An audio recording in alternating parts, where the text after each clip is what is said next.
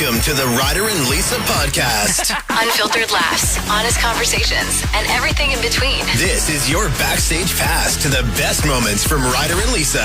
On demand. Powered by Always Plumbing and Heating.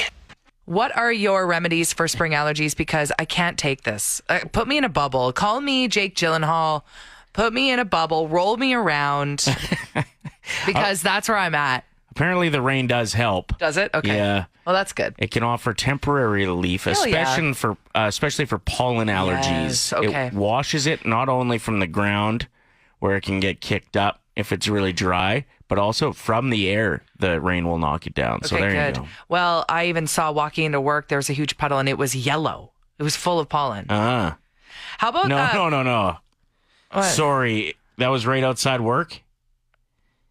Yes. Yeah, I just couldn't wait. Okay. If you owned an Apple device between the years of 2014 and 2024, so it's a pretty good chance most would have owned one. Yeah. Except for the people that were like, no, BlackBerry's gonna own the world. I'm staying with my BlackBerry. Yeah, my buddy Geoff. And then they made such a bold take on that. Yeah, that's exactly what happened. Stood his ground. He was like, this is it. Well, what are you using now? Sure. Because I think they transitioned to Androids. they did? Well, because they didn't want to be wrong about that they'd never going to need an iPhone. Not when I got this BlackBerry, you know? At least we can give a little bit of credit to when the text turns green and you're like, oh, God, it's not an iPhone. At least they switched it up, and now you can see if they've read it or not. Okay. That's an upgrade. Didn't know that. Yeah. Anyway, if you owned an Apple device between those years, 2014 and 2024, you might be eligible to file a claim as part of a class action lawsuit. It's called the Lopez versus Apple case. The tech giant was accused of spying on users with Siri. And those who experienced an unintended Siri activation. Mine does that still. I'll be saying something and the little globe pops up. Okay, well then you're eligible to get some money. How much?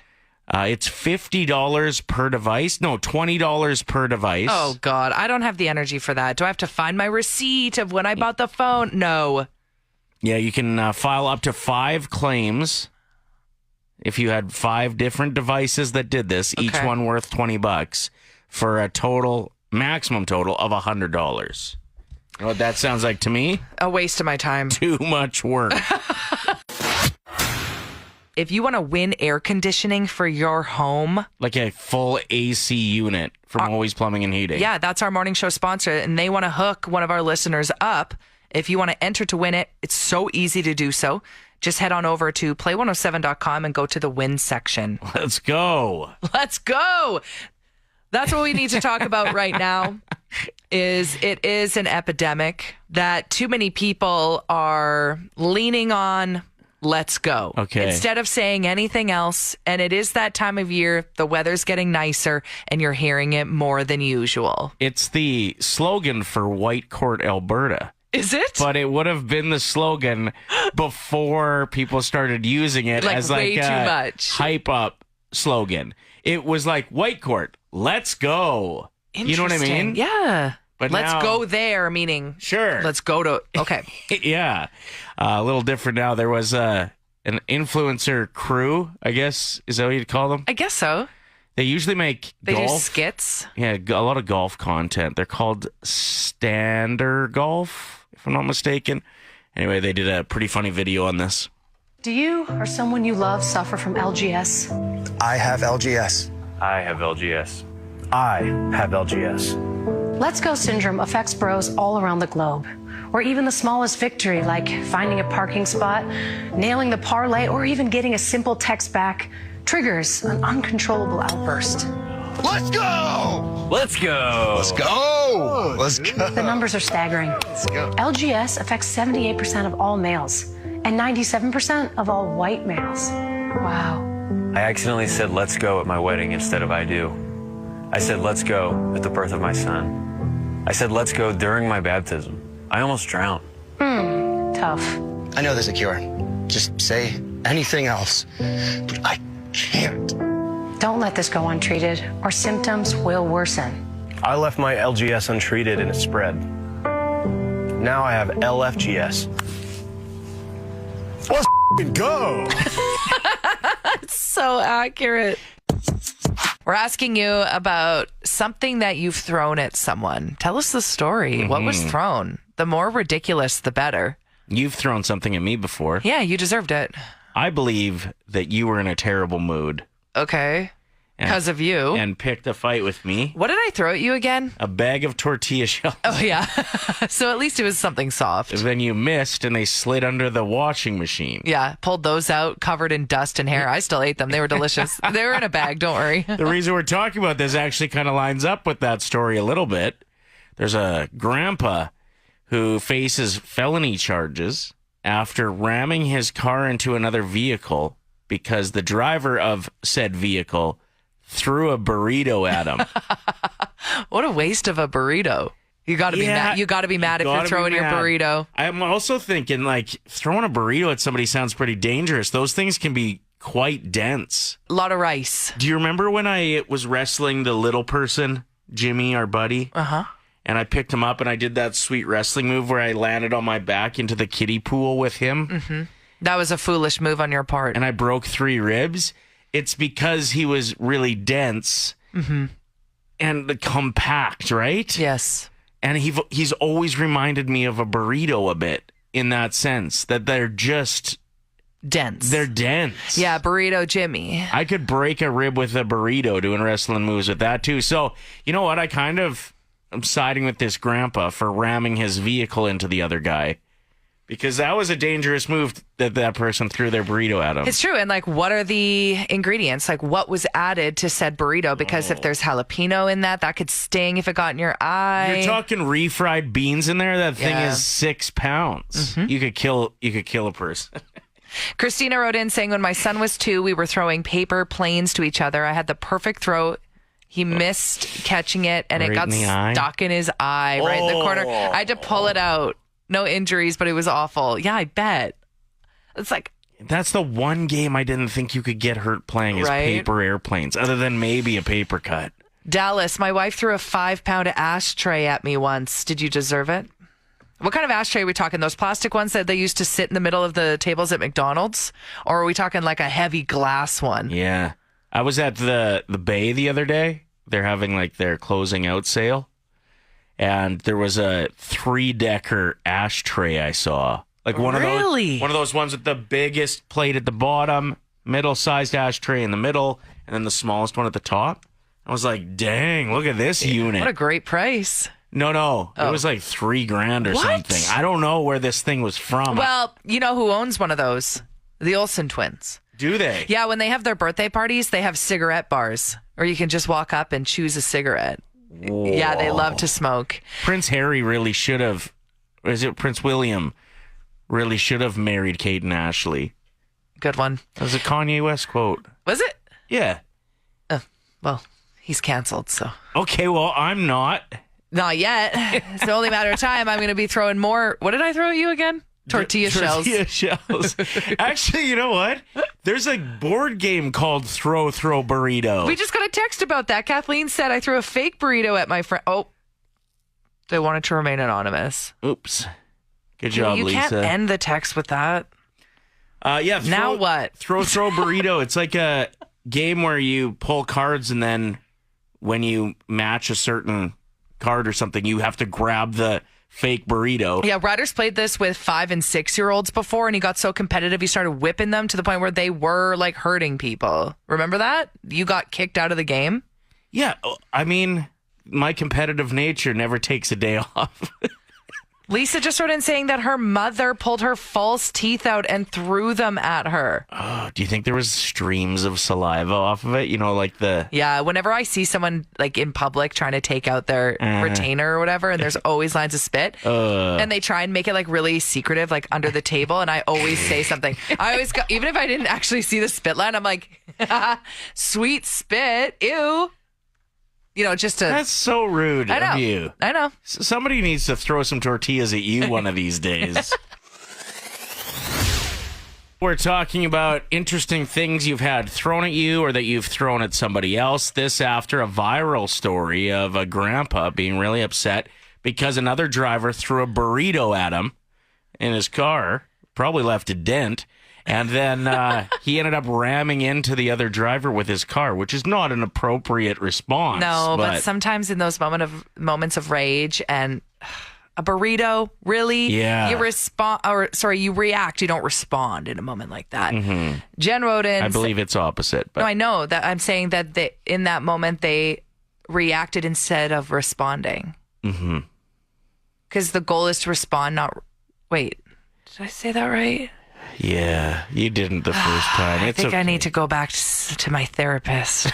I'm getting things wrong. That's a recipe for disaster.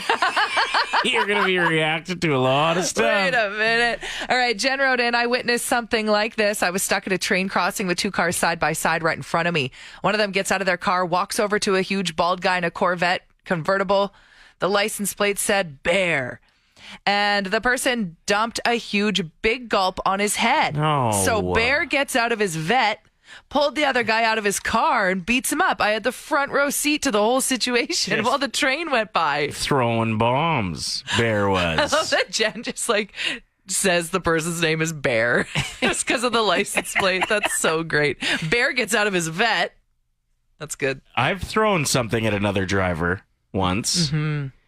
They wouldn't let me into a lane. I hate that. Just let me in. What is the goal here? I'm trying to slow down to go behind them, and they slow down. And then I try to speed up, and they speed up. That happened to me the other day, too. I was so mad. So I get to a stop sign where I guess it was a light. I'm turning left. They're to the right of me. I look over, and they're, laughing at me. Two bros. No. So I unrolled the window, and I threw a Aquafina at their vehicle. And then I realized my only backup at the time was my daughter, and she was about 2 at the time. Yeah, she was in a car seat. And I had to peel away, and I got in a kind of a car chase getting away from these guys because I don't think she would have been able to do much. No, didn't you get her to unroll the window, though, and give them a thumbs down? Yep. Nothing worse. What's worse, getting the bird flipped at you or someone being disappointed and giving you a thumbs down about your driving skills? Especially a kid. Yeah, that stings. What have you had thrown at you? You worked up in Jasper on the ski hill. What ended up shaking down? This was a few years back, you said. One of the girls that I helped on the hill, she broke her arm, and I later on got together with them. They're from Germany. There's 4 of them. We went to the Athabasca just to celebrate. Yeah. And later on, it was my birthday. They found out. So sitting at the table, all 4 of them threw panties at me. So I wore them as a necklace for about 20 minutes. All right. If you go to the Athabasca and don't get panties thrown at you, it's a bad night. Yeah, I mean, that's the goal, right? If you're not careful, you could end up on your phone, your tablet, your computer for way too long. Mm-hmm. And kids are the exact same way, except for the only difference is we're used to not having it as well. We grew up without them for the most part. Whereas kids now, they've had them in their hands since they were 2 years old. Whenever I'm in the yard tossing a tennis ball with the dogs, I can hear the neighbors just from behind. Yeah. And their kids are always outside playing, and it makes me so happy. Yeah. Always outside. Good work. Yes. It does take work to get them off the screens. Parents apparently spend an average of, get this, 96 hours a year arguing over screen time. Oh my gosh. That's just trying to get your kids off of their devices. Vicky wrote in saying during the summer, they're not allowed to go on their tablets until 3 p.m. And I responded with is there TV on at all before that? Vicky said, nope. I have 4 kids. It's loud enough without the TVs always going. Awesome. Yeah, good for you. 67% of parents polled are afraid they're losing quality time with their kids because of their screens, too, which is true, especially with how fast it goes. And with email on your phone when you're the one that's on your device a lot. Not ideal. It's true. It's scary. I'll give my kid crap for being on her phone, and then all of a sudden 3 minutes later I get a notification, open my phone, and then I'm 15 minutes deep into TikToks. Like, what? What is happening? So what are some rules that you implement in your home to limit screen time or just make it less of an addiction? Angie hit us up and said, I check at the end of the day, and if I've spent more than an hour on a specific app that day, I delete it for a month. Yeah, I have girlfriends that are mothers that delete Instagram for months at a time. Yeah. Just so they're more there in the moment with their kids. I feel like if I made that rule for myself and I looked and I'm like, more than an hour on TikTok today, guess I got to delete it for a month. Next time if I do it again. Right. You know what I mean? Like, yeah, I just you'd don't have excuses. I don't think I'd have the finishing touch to actually delete it. I like this text. Get your kid a nice desk setup. First of all, better with their posture. Yeah. Make it a space just for them with certain time limits that they can be on their iPad. And make sure you're surrounding that desk with other things that are their favorite, including books to color in, Lego, just so you can implement actual activity at that workspace. That's cool. Puzzles, memory games, snacks, like whatever you need to do to make it so they're not hunched over on the couch, Yeah. right? Well, have you heard of like the 20-20-20 rule No. when it comes to screen time? I think this was a popular thing a few years back. I remember it. Okay. Every 20 minutes, take a 20-second break and look at something 20 feet away. And it just breaks the cycle of I need to sit here and keep consuming. Oh, so this is like if you're at work, like at a desk? Sure, or if your kid is on their phone, just say it's time for the 20-20-20, and they have to take a 20-second break from That's their it? screen. Just 20 seconds? Well, it might spur the idea, and if you look 20 feet away, it not only helps with the eyes, but You maybe might they're see like, something you'd rather be doing. there's a ball, I could go kick that around for a bit. Danielle says, I'm a mean mom. Last night I took all the devices until Monday. I'm likely going to regret this, but they need a break. Usually they have a limit of 2 hours after school on their phone or iPad, but it's been a lot more lately. Yeah. That's the scary thing, too, is once you take the devices away, you're like, oh, now I have to entertain these kids. Where's Miss Rachel? Can I hire her in person? Yeah, it is. It's pretty wild. I was having a heart-to-heart with my kid about how I thought she was spending a little too much time on her phone the other day, and she's like, not as bad as one of my friends. I was like, what? She showed me a screenshot. So Of while the we're hours? arguing about who too much screen time, she gets her phone out, which goes to show how good I'm doing at this. Yes. Anyway, she shows me a screenshot of her friend's screen time. What was it? It was like 11 hours in one day. How? And she had school that day. Oh, that scares me. So that is probably 2 hours in the morning before they went to school. Yeah, Lunch up early. break, another hour. Staying up in the night. And then from 4 p.m. until midnight. Yikes. Non-stop. That's scary. Yeah, it is. Darby just wrote in, 20-20-20 is actually used in the oil field to hunt for hazards. That's cool. The more you know. Just chilling, being cool. Tell everyone what just happened, Ryder. No, I don't want to talk about it. Come on, I know you want to talk about it. This is actually a great question. What is the coolest account that has followed you? A celebrity, a company? No biggie. It's not a big deal. Just tell everyone. Okay, Connor McDavid friend requested me. No, he didn't. Be honest. Yeah, and then I looked, and it turned out it was a fake page. Of course it was. No, but actually, the NHL just followed Ryder. The NHL. Yeah, they only follow 2,000 people. That's cool. That's still a lot, but...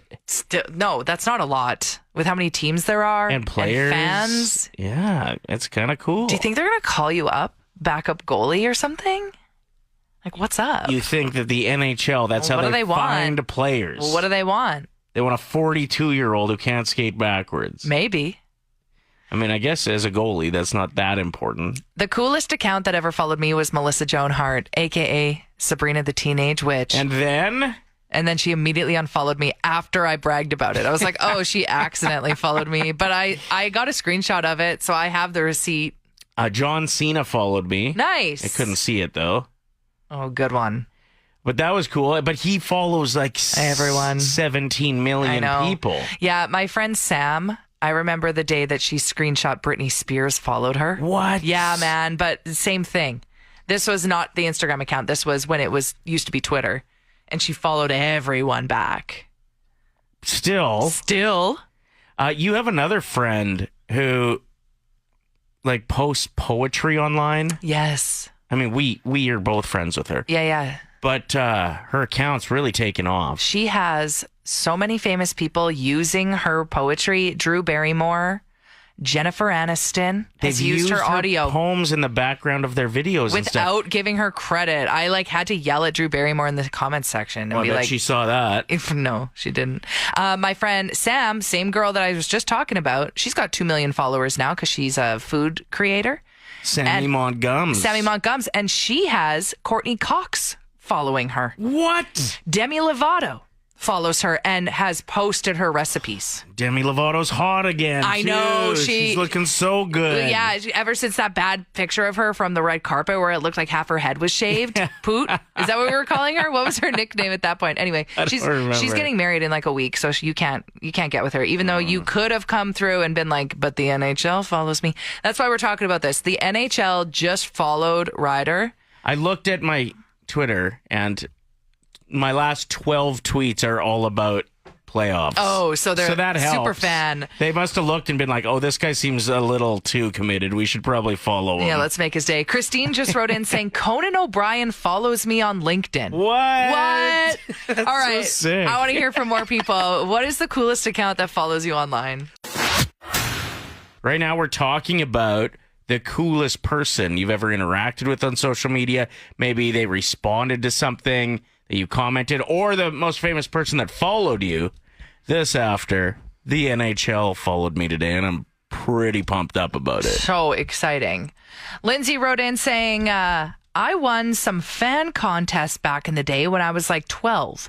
Channing Tatum followed me, wished me a happy birthday in a tweet. Yeah. And I have the screenshot somewhere, but then he unfollowed me 2 days later. Oh, no. This text says the voice actor who does Bart Simpson's voice, Nancy Cartwright. Oh, what? Used to watch my stories, but didn't follow me, and I have no idea why. That's weird. Maybe just you're popping up on Nancy's homepage. Yeah, I don't know. Homepage there. I don't know. Maria wrote in, and Maria is the mother to the wonderful Jordan Grace that comes to visit us all the time here in the studio. And Maria said Alec Baldwin shared a video of Jordan on his account and then started following us. No kidding. That is so cool. And this text says, Seal watched my Instagram story once. Crazy. I don't get it. Why is that crazy? No. Crazy. Seal. Crazy. Oh, does Seal have a song called Crazy? Yes. You don't know that song? Not really. I just know the other one. Kiss from a Rose. Oh, you're such a weak Seal fan. Okay, I laughed really hard at this other text that we got. Karina wrote in saying Banff National Park followed me after I made a comment about booking a road trip. All right. That is the funniest answer. If that is the coolest account that follows you, you better get a deal, yeah, that's Karina. badass. That's a wrap on this episode of the Ryder and Lisa podcast. Thanks for being a part of the Ryder and Lisa community. If you liked hanging out with us, don't forget to subscribe and share the laughs with your friends. Powered by Always Plumbing and Heating.